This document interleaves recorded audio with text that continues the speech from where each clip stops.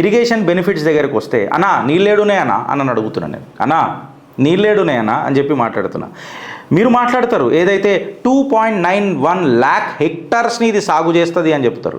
మళ్ళీ రియాలిటీ కాడికి వస్తే రైట్ కెనాల్ ద్వారా 1999లోనే పుష్కరం, తాడిపూడి, ఏలూరు స్కీమ్స్లా ఇది ఆల్రెడీ చేస్తూనే ఉన్నారుగా. కొత్తగా పోలవరం కట్టలు కట్టడానికి కొత్తిమీర కట్టలు ఎడగట్టిందని అని అడుగుతున్నా. మీరు 2.91 lakh హెక్టార్స్ ఇది సాగు చేస్తుందని చెప్పారు క్లెయిమ్. బట్ రియాలిటీ ప్రకారం డేటా తీసి చూస్తే 1999లోనే పుష్కరం, తాడిపూడి, ఏలూరులో ఇది పని జరుగుతున్నది.